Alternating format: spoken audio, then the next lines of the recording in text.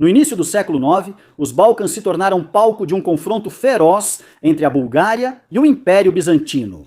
O Kanato búlgaro, fortalecido pelas reformas de Krum, desafiou o poderoso Império Bizantino, e sua luta se tornou uma parte importante da história dos Balcãs.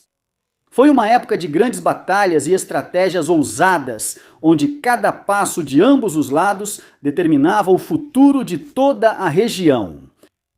Os imperadores bizantinos buscavam manter o controle sobre os Balcãs, enquanto a Bulgária afirmava seu lugar no cenário político. Lembro que você está no canal Amazing History, um canal para quem realmente ama a história. Antes de continuar, peço que não se esqueça de apoiar o canal através do patrocínio no YouTube ou no Patreon. Aliás, muito obrigado àqueles que já fazem isso.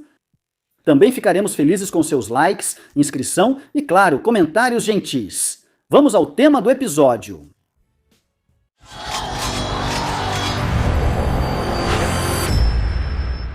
Em um dos episódios anteriores sobre a Bulgária do Volga, eu contei como parte dos búlgaros, sob pressão dos cazares, foi forçada a deixar seus territórios entre o Don e o Volga, e sob a liderança de Asparuch, migrar para o Danúbio. Lá, eles fundaram o primeiro reino búlgaro, que ficou muito próximo das fronteiras do Império Bizantino. Esse estado se tornou uma nova força nos Balcãs e contribuiu para a formação de uma identidade política e cultural comum dos búlgaros. Praticamente imediatamente, ambos os estados começaram a lutar um contra o outro. No entanto, isso não impediu os búlgaros de desempenharem um papel decisivo na defesa de Constantinopla contra o califado dos Omíadas nos anos de 717 e 718. Essa é uma batalha que mudou a história da Europa, e a intervenção do Cantervel, como aliado de Bizâncio, garantiu ao Estado búlgaro um nível de reconhecimento internacional, elevando-o ao status de potência europeia reconhecida. Nesta nova formação política, as tradições búlgaras autênticas se misturaram, e a influência bizantina, o que levou ao surgimento tanto de uma classe de elite de guerreiros nômades, quanto de uma estrutura burocrática já estabelecida, capaz de administrar a população sedentária. Após o cerco de Constantinopla, foi estabelecida uma paz temporária nas relações entre Bizâncio e a Bulgária. No entanto, os imperadores bizantinos ainda consideravam o reino búlgaro uma ameaça séria à sua influência nos Balcãs e buscavam maneiras de controlá-lo. Em 741, Constantino V chega ao poder e rapidamente se destaca como um brilhante comandante militar.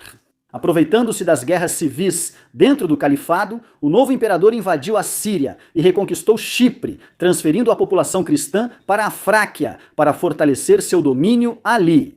Em 757, foi firmado um armistício entre Constantin V e o recém-formado Califado Abássida, o que permitiu ao imperador concentrar sua atenção nos Balcãs para lutar contra os cãs búlgaros. O momento para o ataque foi escolhido de forma muito oportuna. O reino búlgaro estava sendo enfraquecido por conflitos internos, que começaram em 753, após a morte de Sevar, o último cã da dinastia reinante Dula. Para impedir seu fortalecimento, Constantin V iniciou uma série de campanhas militares nos territórios búlgaros. Ele também tentou estabelecer contato com os eslavos. Constantin procurou os clãs eslavos dentro da Bulgária para provocar conflitos internos. Apesar das invasões, o Império Bizantino não enfraqueceu a Bulgária. Os cãs búlgaros se defendiam bem e frequentemente contra-atacavam. Em 775, durante sua 9ª campanha, o incansável imperador morreu de febre, o que fez com que a pressão de Bizâncio sobre os búlgaros diminuísse.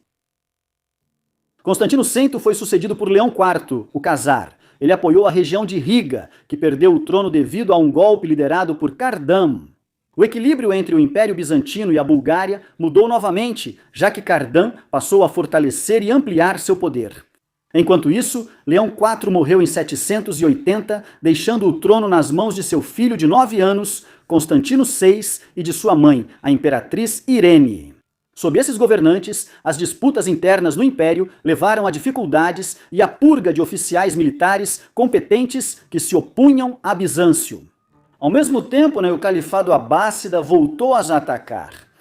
O auge dos ataques muçulmanos ao território do Império ocorreu em 780, quando o futuro califa Harun ar-Rashid liderou um ataque maciço à Ásia Menor, que chegou até os arredores da própria Constantinopla. Irene, sem forças para continuar a guerra, aceitou assinar a paz, comprometendo Bizâncio a pagar tributo ao califa. Essas derrotas e o fato de Irina ser uma governante mulher levaram a distúrbios militares e a uma conspiração para depô-la. Em 802, um grupo de conspiradores liderados por Niquífor, que era algo como um ministro das finanças, depôs Irina e a exilou.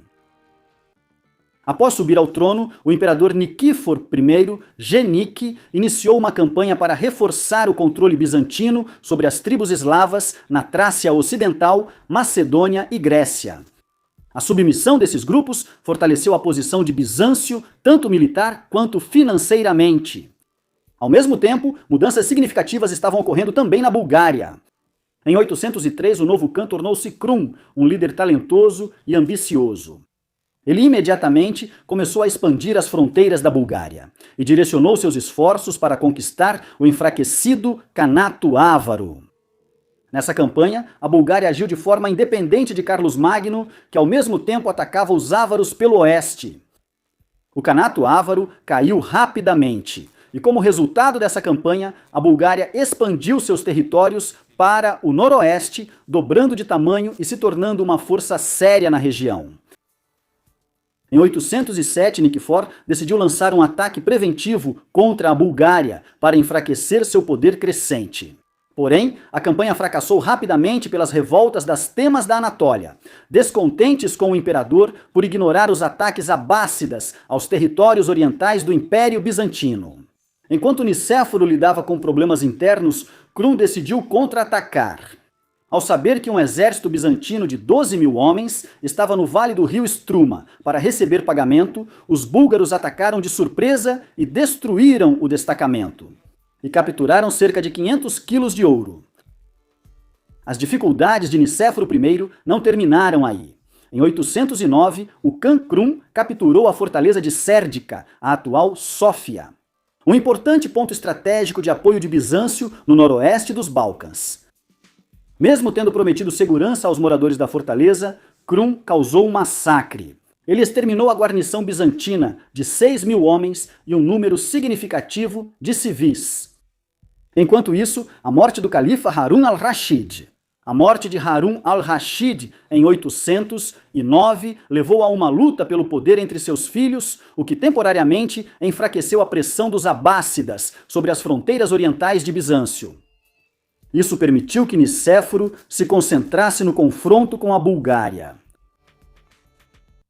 Em maio de 811, Nicéforo reuniu um grande exército e marchou para o norte até a fortaleza fronteiriça de Markela, onde se juntaram a ele unidades militares adicionais. Em seu exército havia soldados não apenas da Trácia, mas também da Ásia Menor. Além disso, segundo o cronista Teófanes, no exército de Nicéforo havia muitos pobres armados com fundas e bastões.